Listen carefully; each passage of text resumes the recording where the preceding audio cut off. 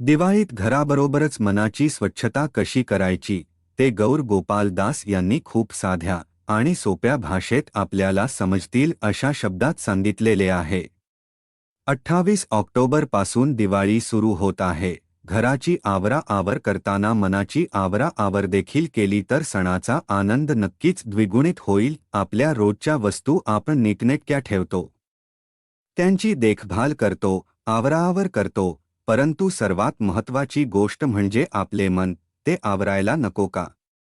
दिवाळीत घर आवरायला घ्यायचे, त्याबरोबर मनाचा कोपरा कसा आवरायचा ते सांगत आहेत गौर गोपाळदास. आपण रोज जेवतो, कोणी दोनदा, कोणी तीनदा, तर कोणी दिवसभर. परंतु खाल्लेल्या अन्नाचा निचरा झाला नाही तर काय होईल? मृत्यू. आपण रोज पाणी पितो, कोणी 1 लिटर, कोणी 2 लिटर, कोणी त्याहून जास्त, परंतु प्यायलेले पाणी शरीरातून बाहेर पडले नाही तर काय होईल? मृत्यू. आपण दर क्षणाला श्वास घेतो, किती वेळा घेतो याची मोजदादही ठेवत नाही. योगाभ्यासात श्वास घेण्याचे विशिष्ट तंत्र शिकवले जाते, मात्र घेतलेला श्वास सोडलाच नाही तर काय होईल?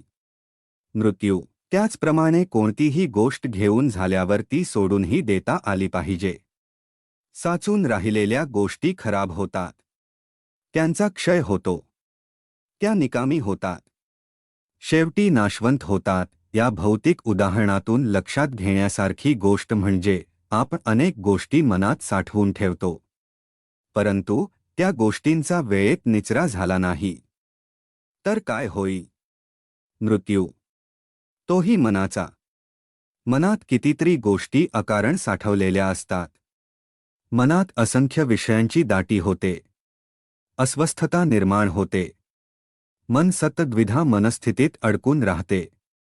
या सगळ्या गोष्टी तुमच्याही बाबतीत घडत असतील तर वेळीच मनाचा कप्पा आवरायला द्या. आपण वरचेवर घरात आवराआवर करत असतो, उपयोगी गोष्टी ठेवून घेतो, तर कमी महत्त्वाच्या गोष्टी बाजूला ठेवतो आणि निरुपयोगी वस्तू फेकून देतो. फेकायच्या वस्तू ठेवलेल्या वस्तूच्या दशांश असतात, मात्र काही काळाने कमी महत्त्वाच्या वस्तू देखील अडगळीत जाऊन त्याचे रूपांतर निरुपयोगी वस्तूंमध्ये होते आणि नव्या वस्तूंसाठी जागा मोकळी होते. त्याच पद्धतीने आपल्याला रोजच्या रोज मनाचा कप्पा आवारायचा आहे. चांगल्या आठवणी, चांगले लोक, चांगले संवाद, चांगले क्षण मनात साठवायचे. अडगळीच्या गोष्टी काढून टाकायच्या आणि कमी महत्त्वाच्या गोष्टी तपासून घेत हळूहळू कमी करायच्या. हे एकाएक जमणार नाही, परंतु सरावाने निश्चित जमे. मनाचा कोपरा आवरण्यासाठी 3 उपाय. 1. वाईट विचार जाळून टाका. विचार जाळायचे कसे हा प्रश्न पडला असेल तर एक प्रयोग करा.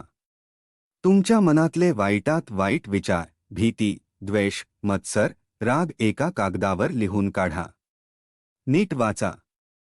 आणखी काही मुद्दे राहिले असतील तर नोंद करा आणि सगळे काही लिहून झाल्यावर तो कागद शब्दशः जाळून टाका. असे केल्याने खरोखरच विचार जळतात का? नाही, मात्र विचार काढून टाकण्याच्या प्रयत्नांना सुरुवात नक्कीच होते. या कृतीतून कोणालाही त्रास होणार नाही, उलट झालाच तर तुम्हाला त्याचा फायदा होणार आहे. म्हणून हा उपाय नक्कीच करून बघा. 2.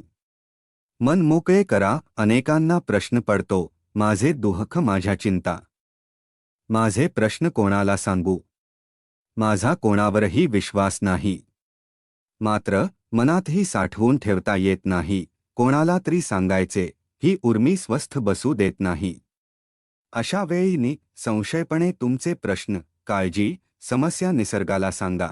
घरातल्या रोपट्यांशी, पाना फुलाशी बोला. बागेतल्या झाडाकडे बघून त्याच्याशी संवाद साधा.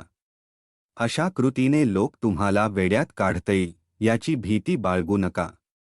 तुम्हाला होणारा त्रास दूर करायला त्यांच्यापैकी कोणीही येणार नाही, परंतु कोणीतरी मूकपणे आपले म्हणणे ऐकून घेतले, हा आनंद मनाला समाधान आणि शांतता देईल. 3. आध्यात्मिक शक्ती वाढवा. तुमच्या वाट्याला सुख आलेले असो नाहीतर दुःख, ते शाश्वत नाही. प्रत्येकाची वेळ बदलत असते, वेळेनुसार परिस्थिती बदलत असते. सुखात आनंद आणि संकटात दुःख पेलण्याची मनाची क्षमता वाढावी म्हणून सुरुवातीपासून मनाला ध्यानधारणेची, प्राणायामाची, योगसाधनेची सवय लावून घ्या. नाम स्मरणातूनही आत्मिक आनंद प्राप्त होईल. लक्षात ठेवा, पाण्याचा पेला किती भरलेला आणि किती रिकामा आहे यापलीकडे तो पेला तुम्ही किती काळ पकडून ठेवता यावर तुम्हाला होणारा त्रास अवलंबून आहे. मनाचेही तसेच आहे. कोणतीही गोष्ट मनात दीर्घकाळ ठेवू नका, ते निर्मळ राहू द्या. माहिती आवडली तर लाईक, शेअर आणि आपला चॅनल सबस्क्राईब करायला विसरू नका.